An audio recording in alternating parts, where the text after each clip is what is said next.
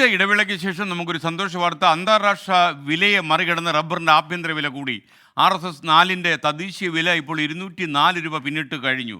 Toby Johnson സന്തോഷകരമായ വാർത്തയുമായി കോട്ടയത്ത് നിന്ന് ചേരുന്നു. ടോബി, പറയൂ വിശദാംശങ്ങൾ. കോട്ടയത്തൊക്കെ റബ്ബർ പാലിൽ പള്ളി കൊള്ളുന്നു എന്നൊക്കെ ആൾക്കാർ കളിയാക്കി പറയുന്ന നഗരത്തിന് വലിയ സന്തോഷ വാർത്തയായിരിക്കുമല്ലോ ഇത്.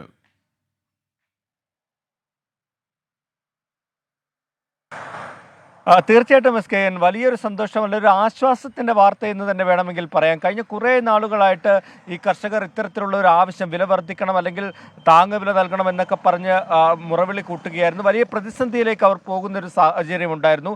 ഇതിനിടയിലാണ് ഇപ്പോൾ പെട്ടെന്ന് ഈ വില 204 എത്തിയിരിക്കുന്നത്. RSS 4-ന്റെ വിലയാണ് 204 രൂപ എത്തിയിരിക്കുന്നത്. RSS 5-ന് 200 രൂപയുമായിട്ടുണ്ട്. ഇതിനൊരു കാരണമായിട്ട് റബ്ബർ ബോർഡ് ഇപ്പോൾ കണ്ടെത്തിയിരിക്കുന്നത് ഈ കപ്പൽ മാർഗമുള്ള ചരക്ക് നീക്കത്തിന് ചില തിരിച്ചടികൾ ഏറ്റിട്ടുണ്ട്.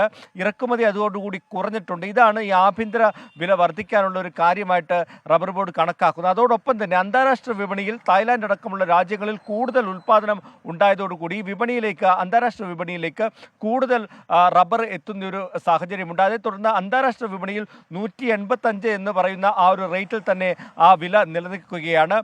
അമേരിക്ക ഏർപ്പെടുത്തിയ ചില നിയന്ത്രണങ്ങളാണ് ഇപ്പോഴത്തെ ഈ ഒരു സാഹചര്യത്തിലേക്ക് കാര്യങ്ങൾ എത്തിച്ചത്. ഇതേ തുടർന്ന് ചൈന അവരുടെ എക്സ്പോർട്ട് വർദ്ധിപ്പിച്ചിട്ടുണ്ട്. കൂടുതൽ കപ്പലുകൾ, ചരക്ക് കണ്ടെയ്നറുകളൊക്കെ ചൈന ഏറ്റെടുക്കുന്ന ഒരു സാഹചര്യം വന്നു. അങ്ങനെയാണ് ഇന്ത്യയിലേക്കുള്ള ഇറക്കുമതി കുറഞ്ഞത്. അതാണ് ഇപ്പോൾ കർഷകർക്ക് ഗുണം ചെയ്തിരിക്കുന്നത്. മഴക്കാലമാണ് നമുക്കറിയാം. അതുകൊണ്ട് തന്നെ ഈ ഒരു ഗുണം അവരിലേക്ക് എത്രയും പെട്ടെന്ന് എത്തേണ്ടതുണ്ട്. കൂടുതൽ സഹായങ്ങൾ, സബ്സിഡികൾ പോലെയുള്ള കാര്യങ്ങൾ റബ്ബർ കർഷകർക്ക് ലഭിക്കുകയാണെങ്കിൽ ഈ വിലവർദ്ധനവിൻ്റെ പ്രയോജനം കർഷകർക്ക് ലഭിക്കുമെന്ന് തന്നെയാണ് വിലയിരുത്തപ്പെടുന്നത്. SKN.